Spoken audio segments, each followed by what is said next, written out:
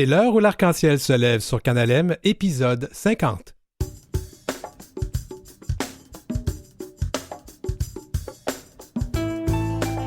Au sommaire aujourd'hui, alors qu'au Québec, des universitaires s'interrogent sur le défi de faire du français une langue plus inclusive au quotidien, en France, le Sénat adopte une loi qui interdit l'écriture inclusive. Ça sera la chronique Transatlantique Queer, mais on va aussi recevoir une personne qui fait une linguistique ou une personne qui fait de la linguistique qui va nous parler de tout ça aussi ici à Québec, au Québec.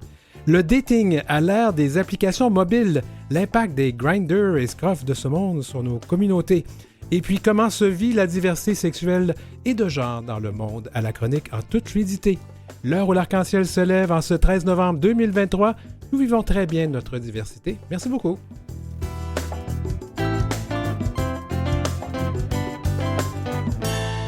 C'est l'heure où l'arc-en-ciel se lève avec Denis Martin-Chabot.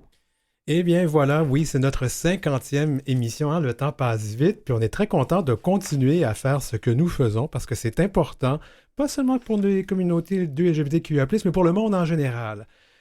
Alors, cette première entrevue de cette 50e émission est balado. Pourquoi le masculin l'emporte sur le féminin? Comment faire de notre langue une langue moins genrée? Pour en parler, nous recevons Alexandra Dupuis, et je me suis trompé, c'est une linguiste, et étudiante au doctorat en linguistique à l'Université de Montréal.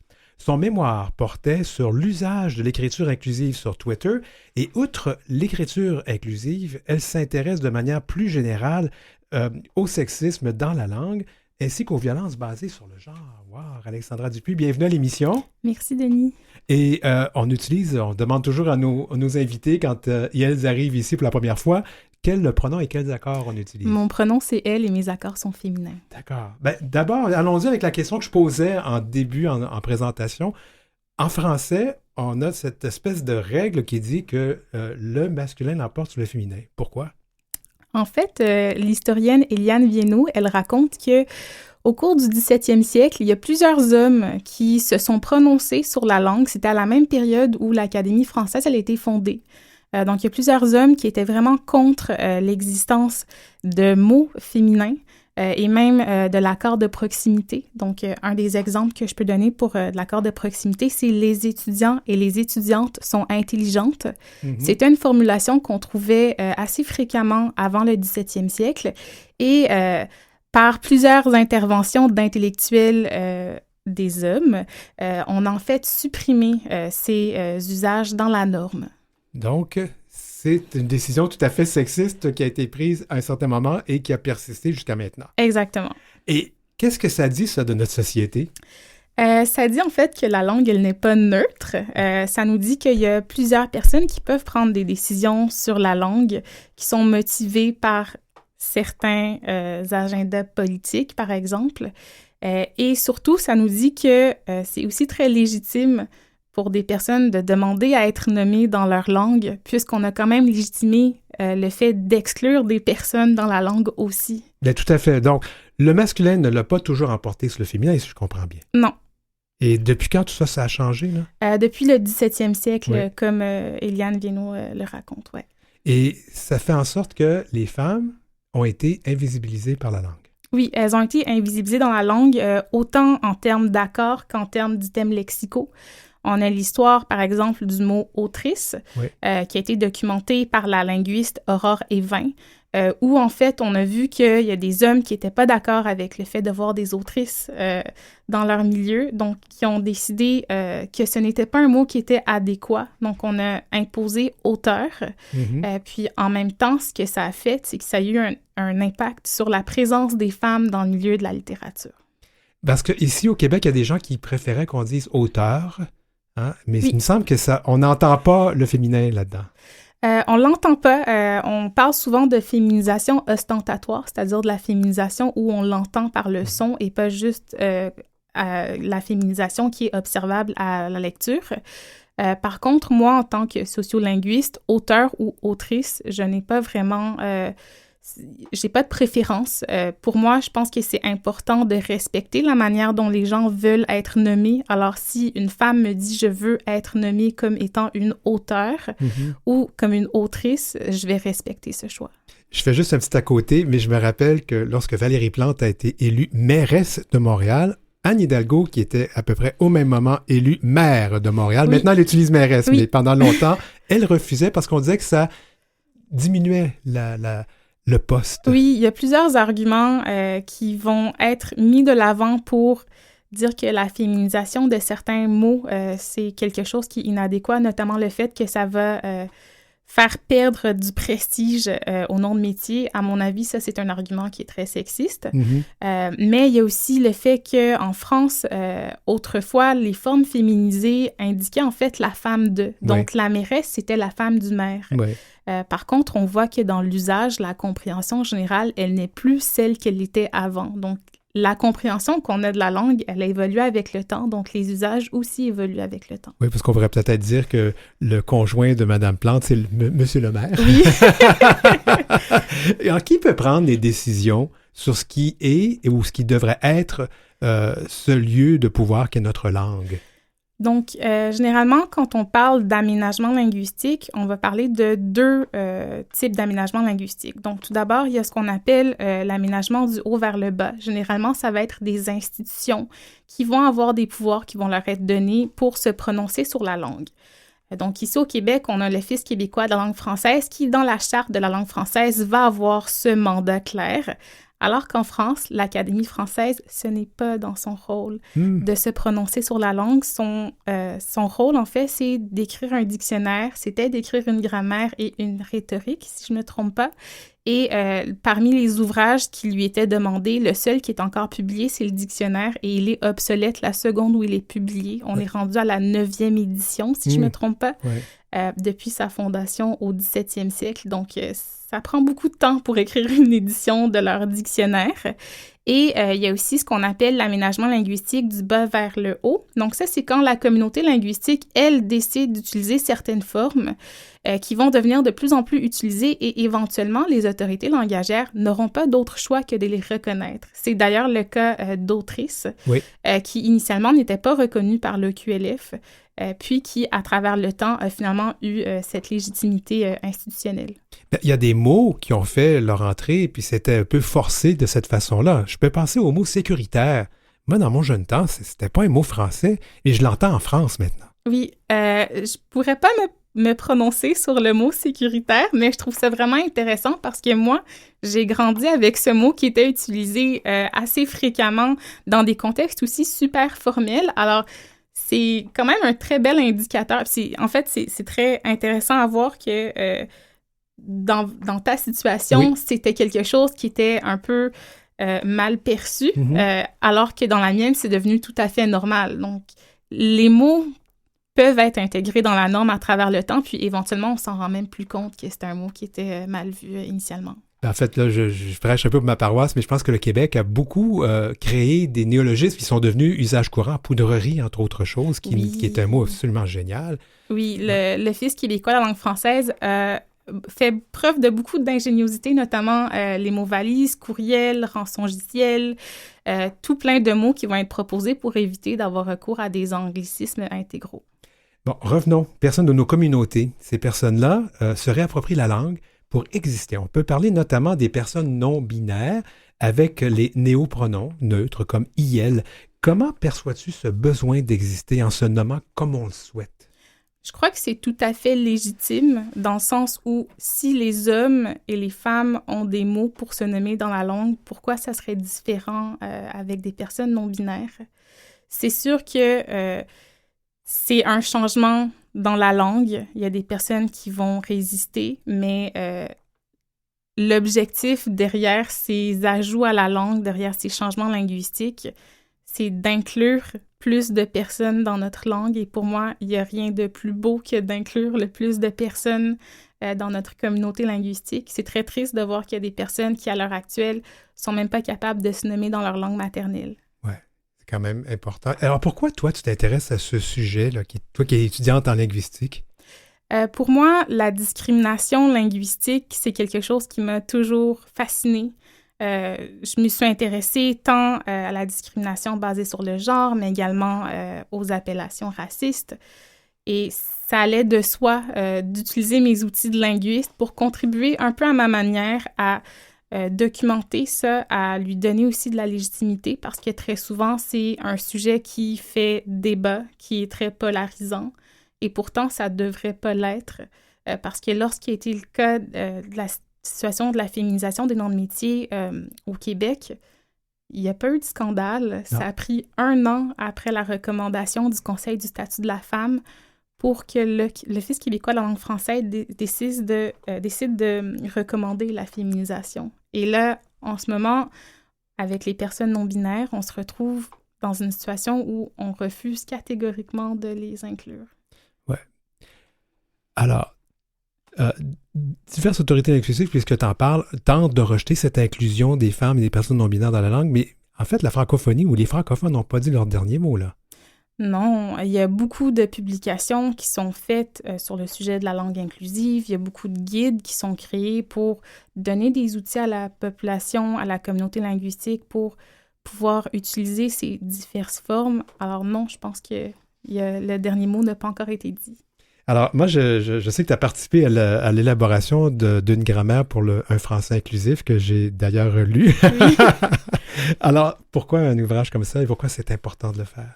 Pour moi, c'était important de collaborer à la 2e édition avec mes collègues Michael et Suzanne parce que je trouve que la perspective linguistique est très peu souvent abordée. On a souvent l'impression que c'est une situation qui est aberrante, alors que c'est pas du tout le cas. Il y a tout plein d'autres exemples dans la langue française où on a eu des changements. C'est tout à fait normal que la communauté linguistique décide de s'approprier sa propre langue et de décider de l'aménager à sa manière. Je voulais apporter un peu plus le raisonnement linguistique derrière ce phénomène et j'espère que ça a pu servir. Ben, moi, je m'en sers pour mon travail au quotidien parce que je dois utiliser le français normé ou normatif, mais d'essayer de trouver une façon d'utiliser ce français d'une façon inclusive, non agressive ou non oppressante, c'est un défi. Mais grâce à cet instrument-là, on y arrive un peu mieux, en tout cas, je le recommande. Il ne reste pas beaucoup de temps, mais juste pour rapidement, peux-tu nous préciser ce que sont les stratégies inclusives, non sexistes et épicènes? Comment on peut utiliser ça? Mais qu'est-ce que c'est qu'on peut faire quand on veut avoir une langue? Rapidement, qu'est-ce qu'on peut faire? Il y a plusieurs stratégies qui sont incluses dans l'appellation écriture inclusive ou langue inclusive. Il y a la féminisation, donc pour généralement nommer des femmes, donc plutôt que directeur, dire directrice. Il y a l'écriture épicène, donc la direction ou les directeurs ou les directrices. Et il y a des néologismes, donc ça pourrait être adelphes, ça pourrait être estudiante, yel, etc. Ben, écoute, c'était vraiment intéressant, Alexandra Dupuis. Merci beaucoup d'avoir participé à l'émission. Alexandra Dupuis, donc sociolinguiste et étudiante au doctorat en linguistique à l'Université de Montréal. Merci beaucoup. En bref. Le prix Médicis a été remis à Kevin Lambert pour son roman Que notre joie demeure. Pour ce livre, l'auteur queer de 31 ans avait remporté déjà en fin octobre le prix Décembre, une autre distinction convoitée en France. Critique grinçante de la bonne conscience des personnes dominantes, Que notre joie demeure a d'abord été publié au Québec en septembre 2022. Il a suscité l'enthousiasme de la critique au Québec, puis en France, où le livre a été publié en août dernier aux éditions du Nouvel Attila. En juillet, Kevin Lambert avait vivement répondu à la critique littéraire du premier ministre François Legault, qui avait encensé Que notre joie demeure sur le web. L'auteur avait accusé le chef caquiste d'être à la tête d'un gouvernement qui alimente la crise du logement dépeinte dans son roman.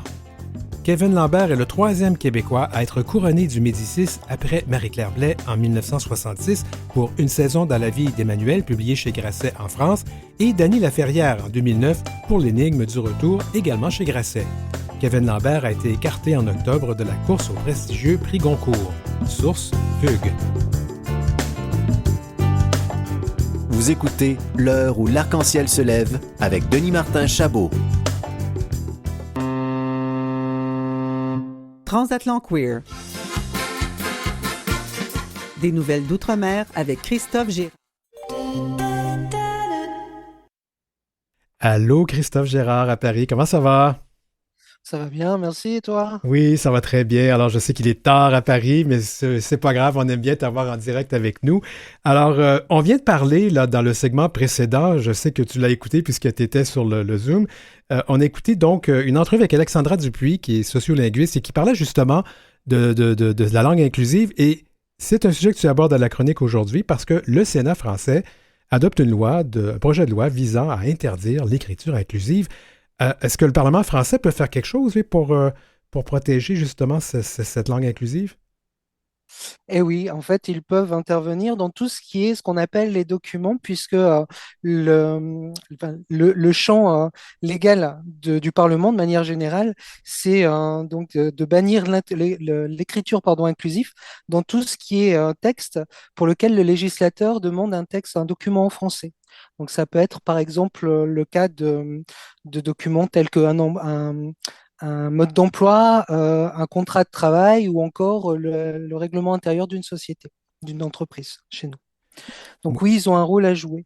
Donc en effet, donc le 30 octobre dernier, ils ont adopté une proposition de loi qui vise à interdire l'écriture linguistique dans de nombreux documents. Et la loi est passée, en tout cas, ça a été voté à 221 voix contre 82, donc une grosse majorité pour ce projet de loi. Bon, alors, on a parlé de certains types de documents, là, tu l'as mentionné tout à l'heure, mais au cœur de cette polémique, c'est quoi? Bah, en fait, ce qui entre vraiment, ce qui est le plus polémique dans le sujet, c'est ce qu'on appelle le point médian, c'est-à-dire le point qu'on met entre le mot au masculin et le E du féminin. Mais c'est quelque chose qui existait déjà auparavant, hein, puisque, alors, je ne sais pas comment vous étiez, vous, dans vos textes, mais en français, on avait souvent, entre parenthèses, le E du féminin qui Mhm. apparaissait dans les textes écrits lorsqu'on voulait mettre le féminin et le masculin. C'était une manière, en fait, de résumer et d'abréger en fait tout ça.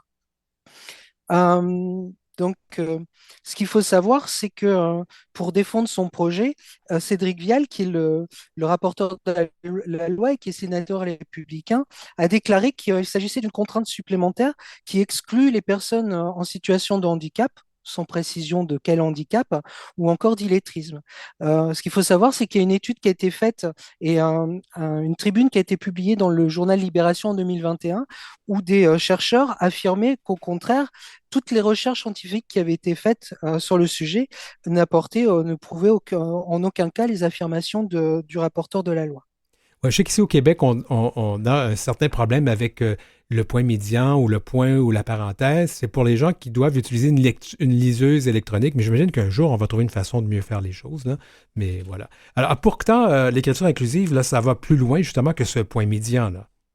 Oui, et je vais aller un peu dans le sens de ton invitée précédente, puisque en fait, ça privilégie les mots qui n'ont pas de genre. Par exemple, on va dire les spécialistes plutôt que les experts, ou encore ce qu'on appelle des expressions englobantes, par exemple la population française au lieu de les françaises et les français, donc de façon à faire quelque chose un peu plus englobant. Il ne faut pas perdre de vue en fait que l'inclusion, enfin que l'écriture inclusive, c'est une pratique qui a été mise en place et qui vise à promouvoir l'égalité de représentation entre les femmes et les hommes dans la grammaire française, c'est ce que disait un peu ton invité précédente.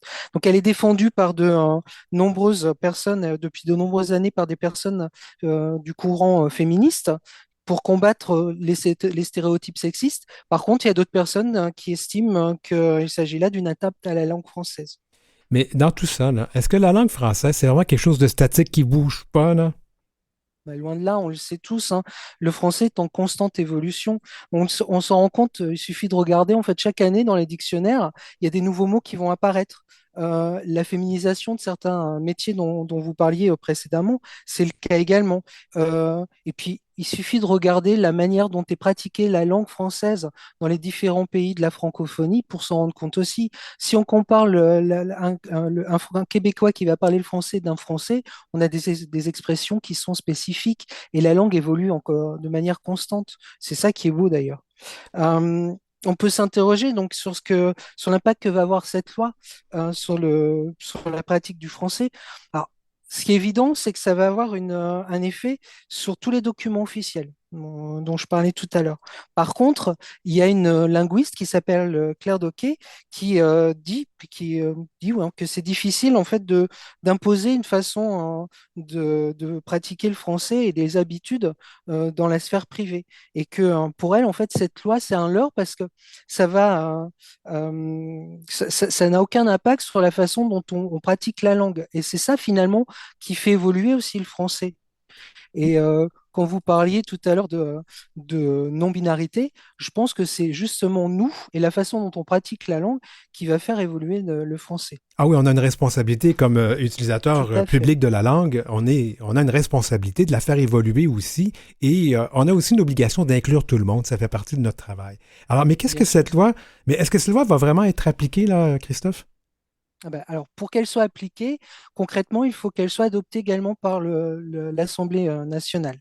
Par contre, il y a peu de suspense, hein, puisque Emmanuel Macron, lors de l'inauguration de la Cité internationale de la langue française, a déclaré et a rappelé son engagement et son attachement au fondement du français.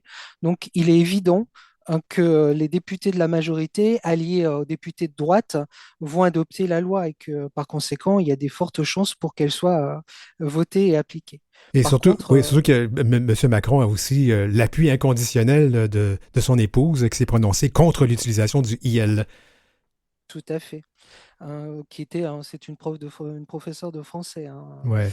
Brigitte Macron à la base. Et Alors, donc, ben, ça a des conséquences, hein, et ça met un peu plus un peu plus à mal ben, les questions de genre et de non-binarité, c'est ce qu'on disait tout à l'heure dans notre société. Par contre, encore une fois, c'est à nous de faire évoluer les choses ouais. de façon à ce que ça s'impose, que l'écriture inclusive s'impose d'elle-même et avec notre pratique. Oui. Alors, après ce pas en arrière en France, on va aller en Autriche, qui, lui, ce pays semble faire un pas en avant. Eh oui, c'est vraiment une décision, c'est historique, hein, puisque le ministère de la Justice en Autriche prévoit de réserver 33 millions d'euros pour indemniser les homosexuels qui ont été persécutés ou reconnus coupables d'actes homosexuels consensuels. J'adore cette expression. Euh, donc, en fait, il y a cette nouvelle législation qui va se mettre en place. Ça va s'appliquer à toutes les personnes qui ont été condamnées en vertu d'articles pardon, spécifiques donc dans le code juridique autrichien la dépénalisation pardon, de l'homosexualité qui a été faite en 1971 en Autriche. Alors, quels sont les articles, excusez-moi, spécifiquement, quels sont ces articles? Alors, il y en a plusieurs. Concrètement, en fait, ce sont des paragraphes spéciaux qui ont perduré après la dépénalisation de l'homosexualité et qui font que les homosexuels étaient condamnés pour des actes et qu'ils n'auraient pas été condamnés s'ils avaient été hétérosexuels. C'est par exemple un âge limite pour la pratique de relations homosexuelles qui était basée à 18 ans contre 14 ans pour les relations hétérosexuelles ou même lesbiennes, puisque ça concerne uniquement les homosexuels hommes. Hmm. Donc il y a ça, il y a la prostitution gay aussi qui a été criminalisée, contrairement à la prostitution lesbienne et hétérosexuelle. On va plus loin puisque il y avait également l'approbation de la fornication avec des personnes de même sexe et également la création ou l'adhésion à des associations LGBTQIA+, qui étaient interdites par la loi. Donc, la dernière de ces dispositions, elle a été levée il y a peu de temps, hein, c'est en 2002. Par contre, les casiers judiciaires et les condamnations n'ont pas été annulées. Et donc, parmi ces condamnations, ça pouvait aller, les sanctions imposées, ça pouvait aller jusqu'à une détention dans des institutions dites pour criminels mentalement anormaux. Hmm. Donc, c'est la ministre de la Justice qui s'appelle Alma Zadig, qui, dans une publication sur X, anciennement Twitter, a déclaré que la poursuite contre les homosexuels était un sombre chapitre de la Seconde République et une grande injustice. Et elle a également présenté ses excuses à toutes les personnes qui étaient poursuivies en raison de leur orientation sexuelle. Alors, quelles sont ces indemnisations et les réparations qui sont prévues par cette loi? Alors, ces indemnisations, elles entrent dans le cadre de la loi sur le budget national de l'Autriche pour 2024, donc dès l'année prochaine. Et elles se présentent donc le versement d'une indemnisation de 3 000 euros pour chaque condamnation qui aura été annulée, également de 1 500 euros pour chaque année de prison. Et ça peut aller également sur 500 euros pour chaque enquête ouverte en vertu des paragraphes spéciaux dont je parlais tout à l'heure. Il y a également un forfait de 1 500 euros qui est destiné à indemniser les personnes qui ont subi des désagréments, que ce soit d'un point de vue professionnel, économique ou de santé. Et combien de personnes sont concernées par ça? Alors, le ministère de la Justice s'attend à recevoir environ 11 000 demandes de réhabilitation et d'indemnisation, et les coûts estimés pour l'année à venir sont de 10,8 millions d'euros et 3 millions d'euros pour chaque année suivante. Donc, il faut noter que l'Autriche, c'est pas le premier pays à avoir pris ce type de décision et de mesure, puisqu'avant elle, l'Allemagne, l'Espagne, le Royaume-Uni et l'Écosse ont également pris ce type de mesure. Et ces indemnisations, elles sont suffisantes?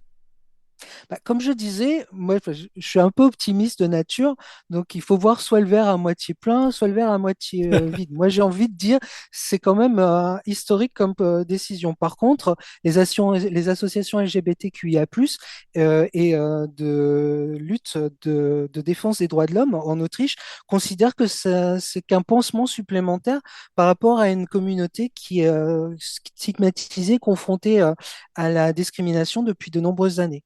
Alors, la présidente de l'initiative homosexuelle, qui s'appelle Anne-Sophie Otte, elle souhaite, elle, que le gouvernement aille plus loin en remboursant les Les amendes amendes? infligées, voilà, ainsi que des intérêts qui iraient avec eux.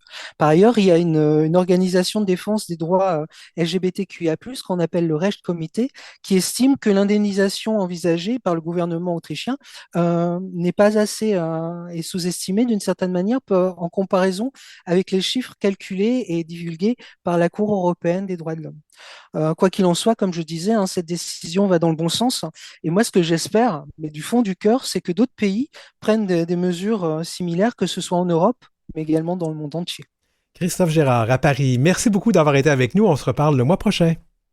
Bonne journée et puis au mois prochain.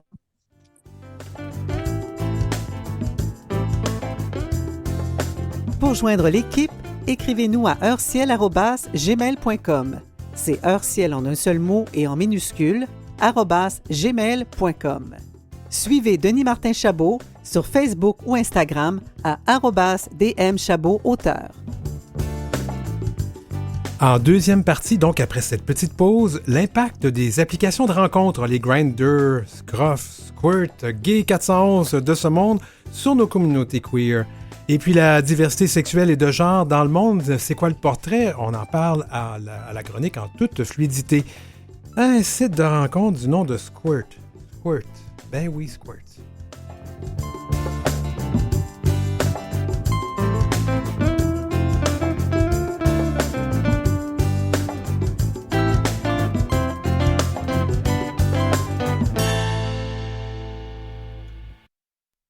De retour à l'heure où l'arc-en-ciel se lève, à Canal M, épisode 50.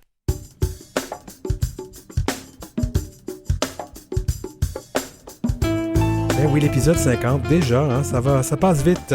L'impact des applications de rencontres, on parle des Grindr, Scruff, Gay 411 de ce monde sur nos communautés. On parle aussi de ce portrait de la diversité sexuelle et de genre dans le monde, puis je vous dirais que le portrait n'est pas très, très reluisant. À l'heure où l'arc-en-ciel se lève, ben nous, on reluit pour tout le monde et pour toujours.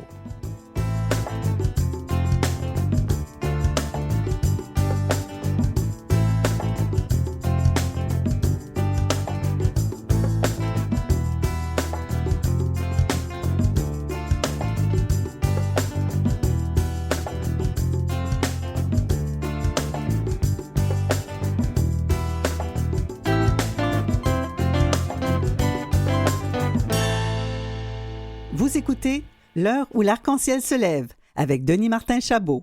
Christopher Ditzel est détenteur d'un doctorat et chercheur associé au projet Impact, ou Impacts, et travaille également dans le laboratoire de santé sexuelle et de genre, SHAG. J'aime beaucoup ce nom pour les gens qui connaissent un peu la langue anglaise et connaissent aussi la langue britannique. SHAG veut dire autre chose. Puis faites une recherche sur Google, je ne vous le dirai pas. Je ne peux pas le dire en nom de toute façon. Les recherches donc du docteur Ditzel, on rit pas, docteur! Ouais, c'est moi. Ouais, portent sur les liens entre le genre, la sexualité et la santé, la sécurité et la technologie. Récemment, il s'est intéressé aux questions de consentement et de violence sexuelle, en particulier en ce qui concerne les applications mobiles et les personnes LGBTQIA+, ou des LGBTQIA+. Bienvenue à l'émission. Merci, ça fait plaisir. Alors, je vais quand même si j'ai genré Christopher parce que je sais la réponse, mais on pose quand même la question, parce que c'est une habitude importante quand on a une nouvelle ou une nouvelle invitée. Quels sont les pronoms et quels sont les accords que tu utilises? Il. Je pense que c'est très bien, merci. D'accord. Ouais. Les applications de rencontres ont récemment fêté leurs 10 ans. C'est devenu un espace virtuel central pour la drague, les relations de couple, la recherche de potentiels partenaires. Pourquoi les applications de rencontres sont-elles devenues si populaires dans nos communautés? En fait, les applications de rencontres donnent beaucoup de contrôle aux personnes qui les utilisent. Donc, on peut dire les utilisateurs et utilisatrices. On veut utiliser... les utilisateurs, si on veut avoir un nom dégenré, oui. Mais oui, parce qu'avec les applications de rencontres, tu peux choisir la personne que tu vois, tu peux choisir le lieu. Aussi, il y a on peut filtrer les personnes si on veut voir une population de la même âge. Si on veut voyager, on peut rencontrer des nouvelles personnes que peut-être on n'aurait pu pas rencontrer si ce n'était pas grâce aux applis. Et aussi, bien sûr, pour les personnes LGBTQ+, c'est une bonne façon d'explorer, de découvrir les identités. Donc, soit si c'est le genre ou la sexualité. Et qu'est-ce que ça a changé dans nos façons d'interagir? Mais oui, en fait, ça donne encore ça facilite les rencontres. Donc, déjà, avec les applications de rencontres, on a accès aux grandes communautés qui sont normalement invisibles. Donc, si ce n'était pas grâce aux applis, peut-être on verrait pas ces personnes, surtout pour les personnes qui ont des identités LGBTQ+, parce que c'est pas toujours une identité qui est très visible dans la société. Donc, ça donne l'accès aux communautés et aussi aux nouvelles rencontres.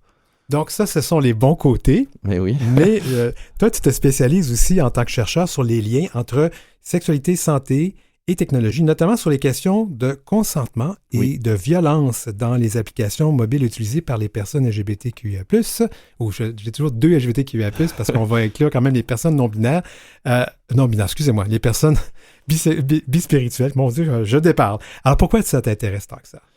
Franchement, moi, j'utilise les applications de rencontres et avec ma recherche, je voulais mieux comprendre les expériences de tous les jours.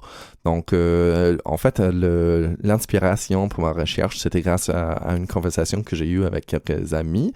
On parlait des rencontres et tout, et il y avait une personne qui a parlé de ses expériences. C'était une fille.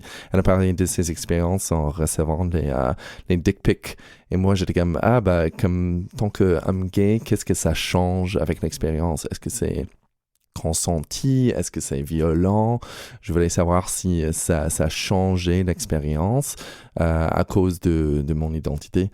Donc, en fait, c'est grâce à cette conversation banale que j'ai commencé à penser profondément sur ce phénomène. Oui. Ben, justement, moi, en tant que personne publique qui est aussi ouvertement queer, il y a des gens qui se permettent de m'envoyer par les réseaux sociaux ce qu'on appelle des fameuses dick pics. Alors, pour ceux qui ne comprennent pas l'anglais, c'est des photos de pénis non sollicités. C'est pas très agréable à recevoir. Alors, comment on évalue la différence entre ce fameux dick pic et la photo, le nude, la photo à caractère sexuel faisant partie intégrante là, d'une sexualité saine et consentie?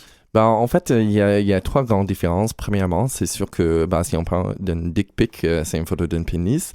Et si on parle d'une nude, ça peut être d'autres images, vidéos, messages, d'autres choses qui sont juste sexuelles. Sinon, il y a une différence de sexualité. Le dick pic, c'est principalement envoyé par les hommes. Et un nude, ça peut être partagé par d'autres personnes, peu importe la sexualité. Et aussi, dans ce sens, on va au troisième distinction, et ça, c'est le genre.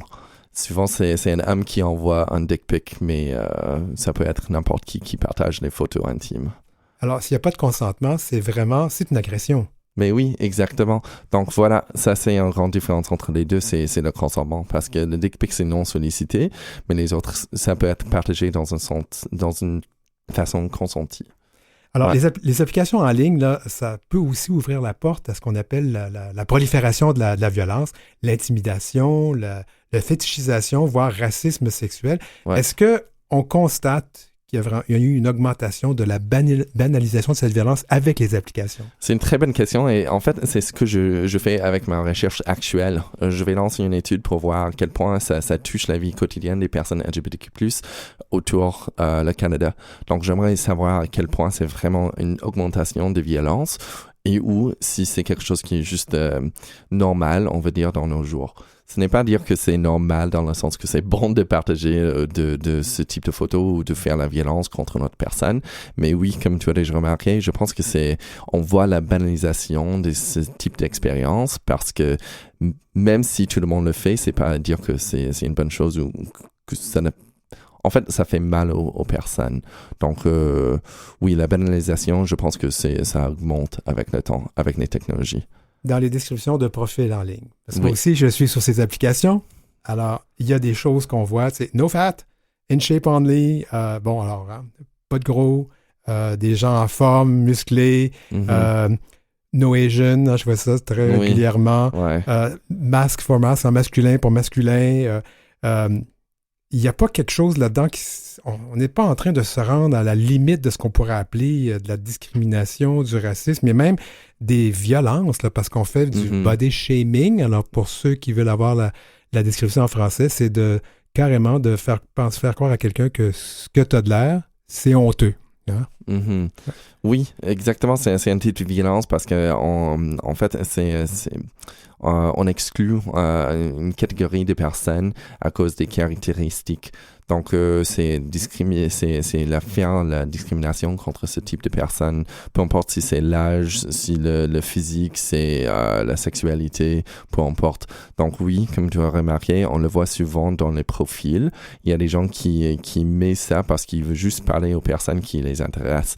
Mais en même temps, en fait, ils font mal aux autres parce qu'ils voient ce type de langage sur les profils. Alors, les applications en ligne aussi, comment est-ce qu'on peut là-dedans faire preuve d'ouverture et de fluidité? Puis là, je vais quand même mettre une distinction. On peut, la sexualité, ça s'exprime de plusieurs façons, puis on peut être sexuellement intéressé par un certain type de personne. On ne juge pas ça, mais c'est comment on l'exprime. Alors, comment on peut faire preuve d'ouverture sans être discriminatoire comme ça? Oui, je pense que c'est très bien. Bien sûr, tout le monde a des préférences, mais c'est juste la façon de les exprimer qui est important. Donc, au lieu d'exclure des personnes, on peut mettre peut-être les préférences comme « je suis intéressé par tel type de personne ». Bien sûr, c'est pas bon non plus. En fait, je pense que ça serait mieux de rester ouvert, de voir de quel type de personne t'approche et juste parler des expériences, des valeurs et les choses qui sont plus importantes. Une autre forme de violence, on en a parlé ici à cette émission avec le comédien Jean-Pierre Bergeron, c'est le ghosting, où quelqu'un interrompt sans avertissement, on appelle ça le fantomé ou fantomage en français, sans explication, une relation.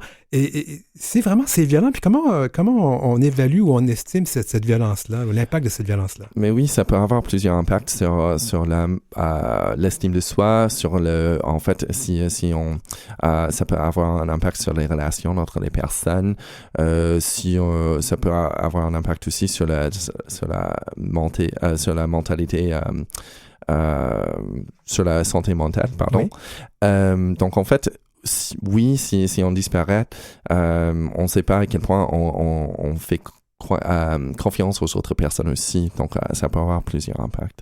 Et on en a parlé tout à l'heure, mais je pense que c'est important. Le consentement, de dire oui, être disponible sur l'application, c'est une chose, mais de l'être en personne, c'est différent, là. Mm-hmm. Oui, parce que si on dit oui en ligne, c'est juste... c'est un peu vague. En fait, on est adressé par l'idée de la personne et pas forcément par l'expérience.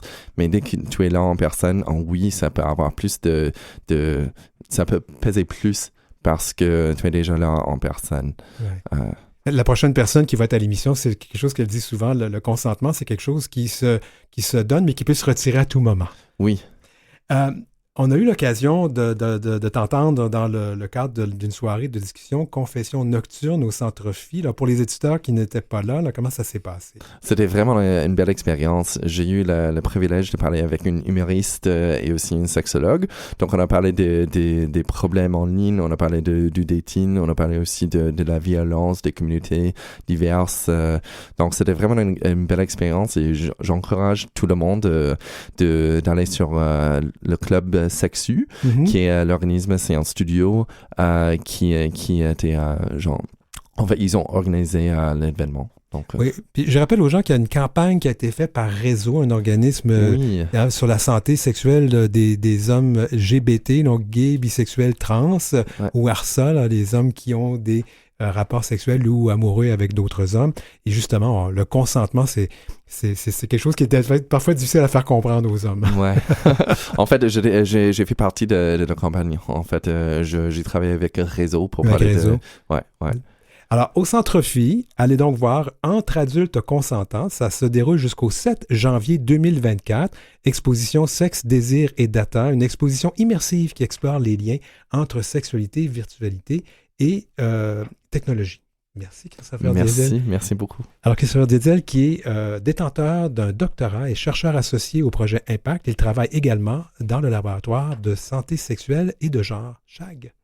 En bref. Dans un document validé par le pape, l'Église catholique ouvre de nouveaux droits aux fidèles transgenres. Elles ont notamment désormais le droit d'être baptisés tant que les autres paroissiens et paroissiennes n'y voient pas d'inconvénient. Depuis l'arrivée du pape François Ier au pontificat, le Vatican semble s'ouvrir et accepter d'accueillir les croyants de LGBTQIA+, en son sein. Le document souligne également que les enfants de couples de même sexe, adoptés ou nés à la suite d'une gestation pour autrui, peuvent également être baptisés sans objection. Source Fugue. Vous écoutez L'heure où l'arc-en-ciel se lève avec Denis Martin Chabot.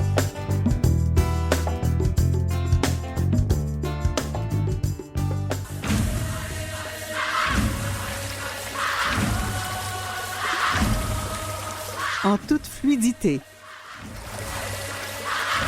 Avec Marie-Claude Joannis. Allô, Marie-Claude Joannis. Allô, Denis Martin. Alors qu'on rejoint toujours dans le bas du fleuve, à Kamouraska. Oui, je suis à Rimouski. À Rimouski aujourd'hui. Oui, OK, d'accord. Là, tu te promènes beaucoup, c'est incroyable. Il faut toujours que je te le demande avant pour savoir où est-ce que tu es rendu. Marie-Claude Joannis, qui est notre travailleuse sociale qu'on adore. Notre travailleuse sociale. Oui, c'est ça. Oui. Je suis vraiment mêlé aujourd'hui. Ça n'a pas changé. Je peux retourner aux études, je travaille social. Oui. Oui. Aujourd'hui, on va parler de la diversité sexuelle et de genre dans le monde parce que c'est vraiment quelque chose. Le portrait n'est pas aussi reluisant qu'on aimerait qu'il soit. Non, puis Denis Martin, c'est important d'en avoir conscience d'abord par solidarité là, pour les gens d'autres nationalités, d'autres horizons, mais aussi parce que quand on voyage, ça a un impact. Là, donc, il faut avoir ça en tête. Là. Oui, et puis aussi, des fois, quand les gens me disent pourquoi on a encore la fierté, ben, je me dis, il y a des pays dans le monde qui ne peuvent pas l'avoir. On a été aussi bien de l'avoir ici encore et d'être une espèce de phare pour ces communautés-là. Tout à fait, oui. Alors, allons-y. Parlons un peu de c'est quoi le portrait. Là. Il y a des pays dans le monde où carrément, juste d'être homosexuel, ça passe pas.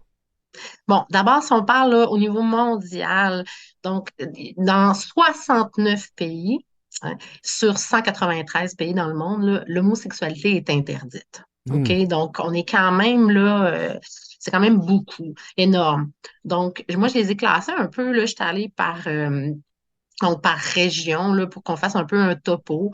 Il faut savoir que ça dépend. Hein, c'est pas toujours. Des fois, c'est au niveau des lois que directement l'homosexualité est un crime. Il y a aussi des fois où c'est pas nécessairement dans la loi, mais par contre, c'est des actes qui sont jugés immoraux, puis il peut y avoir un peu des sanctions arbitraires qui peuvent être données par les juges. Mais il y a aussi plusieurs pays où il n'y a pas de loi qui interdise, mais que socialement, c'est vraiment très, très, très difficile, voire carrément impensable de vivre sa diversité sexuelle ou son identité de genre, qui ne serait pas dans les normes là, hétéronormatives. Et donc, il y a des pays où l'homosexualité, ou d'être, parce qu'on ne parle pas juste des hommes, il y a aussi d'être lesbienne et Oui, autres, ça peut être puni par la loi. Et même les exact. personnes qui le sont ou qui sont soupçonnées de l'être vivent dans la peur d'être arrêtées et condamnées. Ah, Pourquoi, là? ça, c'est clair. Donc, en fait, là, donc, dans les textes de loi, là, ce qui va souvent revenir là, dans les pays où c'est encore un crime, ça va être l'homosexualité là, va être décrit comme un acte contre nature, indécent ou immoral, immoraux. Et dans le fond, là, ça va aller, à part les pays où il y a la peine de mort, on va en parler tantôt, mais ça va, les sanctions là, qui vont être données de façon arbitraire par les juges. Donc ça met les gens dans un grand danger aussi. Ça va être soit des amendes, soit des peines de prison. Évidemment, on parle de thérapie de conversion forcée. Ça peut être des coups de fouet. Donc, ça peut être des sanctions physiques aussi. Donc, on est vraiment à l'âge de pierre là, à certains endroits. Parlons de la peine de mort parce que c'est quand même grave. Ça existe Ouais. encore. Oui, dans 11 pays, Denis Martin. Donc, les relations sexuelles entre adultes de même sexe. Donc, on ne sera pas surpris d'entendre l'Arabie saoudite, le Brunei, l'Iran, la Mauritanie, le Nigeria, le Yémen, l'Afghanistan, les Émirats arabes unis, le Qatar, le Pakistan et la Somalie. On va ajouter bientôt l'Ouganda. Ouais. Voilà. Donc, voilà, c'est ça. Ce qui est important de savoir, c'est qu'en dehors de ces pays-là, puis faut savoir aussi, hein, je tiens toujours à le dire là, pour prévenir l'islamophobie. Donc, ce n'est pas toutes les personnes qui pratiquent la religion arabe, loin de là, qui sont homophobes ou qui sont contre l'homosexualité. Dans les faits, oui, la religion, comme la religion catholique d'ailleurs, condamne l'homosexualité. Ce ne sont pas toutes les personnes qui sont baptisées, qui sont des fervents contre l'homosexualité. Donc, il faut toujours faire attention de ne pas mettre tout le monde dans le même Oui, paquet. puis rappelons Et rappelons qu'au nom de la religion catholique ou des religions chrétiennes, on a brûlé des sorcières. En fait, ouais. sorcières, c'était des lesbiennes plus souvent qu'autrement. Et on a Mhm. exécuté des personnes homosexuelles, des personnes gays, au nom de cette même religion, là. Il faut quand même Oui, pas puis non plus l'Église dire. catholique est encore contre l'homosexualité et contre aussi voyons, l'avortement. Oui, puis elle Donc voilà, continue de financer beaucoup de ces mouvements dans le monde et dans certains pays exact. qui sont très anti-queer. Alors, je pense que quand on parle de religion, il n'y a pas juste l'islam qui mérite de se faire taper sur les doigts de temps en temps. Exact.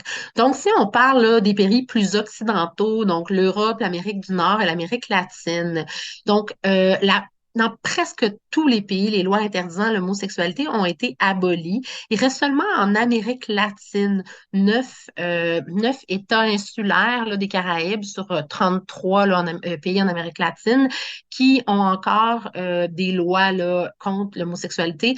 On compte, par exemple, les pays que les Québécois visitent plus souvent, les Canadiens, la République dominicaine et la Jamaïque, Ouais, entre la autres. Jamaïque, c'est épouvantable. Il y a même des gens qui se font. C'est pas tant la police, hein, que c'est souvent des mouvements sociaux. C'est des Mhm, gens qui vont mhm, harceler des personnes homosexuelles et qui. exact. J'ai même rencontré récemment là, des réfugiés de la Jamaïque, là. Donc, oui, c'est assez terrible Donc, ça, là-bas. on en a parlé tantôt. Donc, il y a toujours qu'est-ce que l'État met en branle, mais il y a aussi toute la pression sociale, ce Mhm. qu'on a vécu puis ce qu'on vit encore au Québec. Donc, hein, ce que les gens peuvent faire. Donc, on parle d'agression physique, on parle d'agression sexuelle, on parle d'insultes dans la rue, on parle d'ostracisation, on parle d'être sorti de la famille, OK, toutes ces choses-là. Donc, ça, c'est l'aspect social qui existe.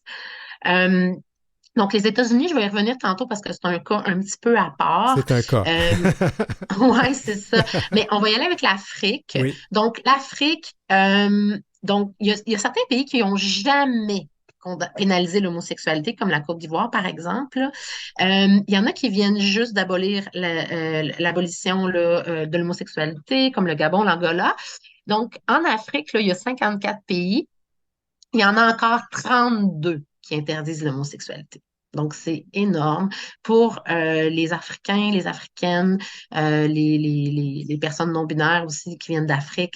C'est un enjeu majeur. C'est impossible. Moi, j'en rencontre là, dans des événements internationaux, puis ça arrive des fois que les gens vont vers moi, tu sais, puis c'est impossible. Ils ont 30 ans, ils ont souvent jamais embrassé une personne ou parce que c'est la peur au ventre, là, toujours. Donc, ça, c'est une réalité importante. En Asie, ben, le topo est assez semblable. Il y a 22 pays sur 42 qui Hmm. interdisent l'homosexualité aussi. Donc, l'Indonésie, le Bangladesh, le Pakistan, Singapour, là-dedans, il y a des pays que des Québécois vont visiter. Donc, ça faire attention de prendre en considération là, ces éléments-là, là, de se tenir informé, en tout cas, là, si on veut visiter ou se rendre dans ces pays-là. Et parlons de notre cas, le cas de tout le monde, les États-Unis, parce que c'est vraiment un cas à part, ça. Ouais, mais tu sais, là, c'est ça. Aux États-Unis, dans le fond, là, depuis 1962, les 50 États qui criminalisaient les relations sexuelles en personnes de même sexe ont aboli cette loi-là. Depuis 2015, les Américains ont le droit de se marier partout, puis, dans le fond, ont le droit d'adopter depuis 2016. Là, ce qu'on voit présentement, c'est une montée de la droite qui est importante et c'est beaucoup au niveau social. Et on a peur, évidemment, de perdre au niveau des lois. Il y a un des neuf juges de la Cour suprême, le monsieur Clarence Thomas, Ouais. qui souhaite, lui, vraiment démanteler là, les droits fondamentaux des Américains, de la diversité sexuelle. Donc, ça, c'est une grande menace parce qu'il est très bien positionné. Et il y a aussi là, Ron DeSantis, qui est gouverneur de la Floride, puis qui est candidat républicain là, éventuellement pour les prochaines présidentielles, qui lui est ouvertement là, dans une guerre culturelle acharnée contre les personnes de la diversité. Donc, socialement, là, quand le gouvernement, là, le 29 août 2023, quand le gouvernement canadien a dit aux voyageurs de faire attention quand ils allaient aux États-Unis, c'est à cause de la montée sociale de la droite. Donc, mais au niveau des droits, pour l'instant, là, c'est quand même stable. Ouais, C'est en mais, danger, mais c'est stable. ouais, mais il y a quand même il y a une montée de violence parce qu'il y a un discours Énorme. radical là, qui est vraiment qui Exact. s'est décomplexé aux États-Unis, notamment avec Exactement. la gang de MAGA, de Make America Great Again de Donald Trump, Ouais. qui pourrait Ouais. même remporter la prochaine présidentielle. Bon, on va espérer que les choses Exact. se règlent. Là, ouais. Et voilà. Donc, ça, c'est toujours vraiment important de faire la distinction. Donc, si vous allez voir dans un pays quel est l'état de droit, vous dites, ah, ben non, ils sont pas contre l'homosexualité. Attention, informez-vous de savoir socialement comment c'est perçu, socialement, comment les gens peuvent le vivre, parce que les deux sont vraiment à considérer, là. Donc, c'est possible, évidemment, de voyager dans ces pays-là. Il y en a qui le font. Il faut faire attention, là. Ça dépend un peu de votre passeport. Il y a un site vraiment qui est bien, le site du gouvernement du Canada, Voyager en sécurité, qui est vraiment très bien, qui permet vraiment de voir comment ça se passe. Il y a aussi l'Association internationale des personnes lesbiennes, gays, bisexuelles, trans et interlignes. J'ai pris beaucoup d'informations là, sur ce site-là, ça s'appelle ILGA. Ouais. Donc, ils sont quand même à jour sur comment ça se passe dans les pays. Donc, tu sais, il y a différents choix. Ça dépend si sur votre passeport, vous êtes seul, que vous n'avez pas d'enfant, que vous n'avez pas de conjoint aussi qui a la même adresse que vous, parce que des fois, ça vous trahira, malgré vous, même si vous dites, ah, mais nous, on y va, mais on ne le dira pas. Attendez, là, vos papiers, qu'est-ce qu'ils disent, là? Parce que, Ouais. tu sais, ça se peut que vous rentiez même pas dans le pays, là. OK? Si à la douane, si on voit cette information-là, fait que faites attention de vérifier ces informations-là. Après ça, c'est un choix personnel. Comme moi, comme femme, si je vais dans un pays où les femmes sont voilées, ben, est-ce que moi, je vais porter le voile? C'est sûr que si j'y vais et je porte pas le voile, je vais me faire harceler, ça va être terrible. Fait que, tu sais, est-ce que je fais le choix d'y aller, ben, à ce moment-là, de porter le voile? Est-ce que quand on va dans un pays où l'homosexualité est proscrite, on va, pour cette période-là, qu'on va être là, faire attention à comment on s'habille, à quels signes on envoie, peut-être. Très important aussi de toujours faire attention à vos réseaux sociaux. Hein, si vous êtes dans un autre pays, vous faites attention, mais que vous mettez plein de photos, que vous publiez plein de choses, bien évidemment que les gens autour, hein, maintenant, ils ont accès à Internet. Donc ça peut aussi vous mettre en danger. C'est à faire très attention. Euh, c'est ça. Donc, en gros, c'est vraiment de s'informer, de regarder, puis, tu sais, de garder en tête hein, que nos droits, ben, ils peuvent être, ils sont jamais acquis pour la vie, puis qu'il y a des luttes à mener encore pour d'autres personnes, tu l'as bien dit. Ici, on a la chance d'avoir certaines avancées, il y a encore beaucoup de travail à faire, mais c'est ça. Donc, encore des immenses enjeux, des immenses inégalités là, sur notre planète. C'est terrible. Je pense à un ami à moi, en fait, une amie à moi qui s'identifie comme personne trans, féminine, non-binaire, et lorsqu'elle voyage à l'étranger, doit parfois retourner à l'identité de genre qu'on lui a assignée à la naissance pour pouvoir passer. Ouais. C'est c'est pas ça. des choses qu'on veut recommander aux gens, mais parfois... Non. Ouais. Exact. Ben, c'est pour ça que c'est bien de s'informer puis d'y aller en connaissance de cause pour pas vivre cette violence-là une fois arrivé dans le pays, puis pour pas se retrouver dans des situations aussi où on va être en danger. Tu sais. C'est la même chose pour la crouse dans un autre pays, etc. Assurez-vous là, tu sais, si vous voulez vivre des expériences sexuelles ou autres dans d'autres pays, assurez-vous quand même là, de pas être en danger parce qu'il peut y avoir des pièges là, sur les réseaux. Fait que, tu sais, le mot d'ordre, c'est vraiment prenez des informations, soyez prêts, puis faites un choix éclairé dans le fond sur où est-ce que vous allez aller, puis de quelle façon. Bon, ben écoute, je pense que je vais t'appeler Marie-Claude. Voyons, je suis mêlé aujourd'hui. Oui, je pense que je vais t'appeler Marie-Claude pour préparer mon prochain voyage avant de partir. Ben, où tu iras sur les sites Internet, là, je pense que tu vas être encore mieux informé, mais d'entre autres celui du gouvernement du Canada, mais ça sera avec plaisir que j'entendrai parler de tes voyages, Denis Martin. Bon, puis on voyagera ensemble peut-être. Merci beaucoup, Marie-Claude. Bye. Bye bye. Alors, c'était l'heure où l'arc-en-ciel se lève, épisode 50 en ce 13 novembre 2023. N'hésitez pas à communiquer avec nous, comme on vous l'a dit, à heurciel@gmail.com. Merci à l'équipe, Marie Massé et Godric Traub à la recherche, Maurice Bolduc qui faisait la mise en onde aujourd'hui. Le thème musical que vous entendez, il a été composé par Julie Curley, comme un zèbre dans le désert. C'est une chanson qui est très belle. Je voudrais aussi souligner l'apport de Gerly Ormelette, qui est chef du contenu numérique ici à Fierté littéraire. Je suis mêlé aujourd'hui à Canalem. Jean-Sébastien Liberté, qui est chef de diffusion. Philippe Lapointe, notre directeur d'antenne, et Marjorie Théodore, qui est notre présidente et directrice générale. Je m'appelle Denis Martin Chabot, puis je vais essayer de moins déparler à la prochaine émission.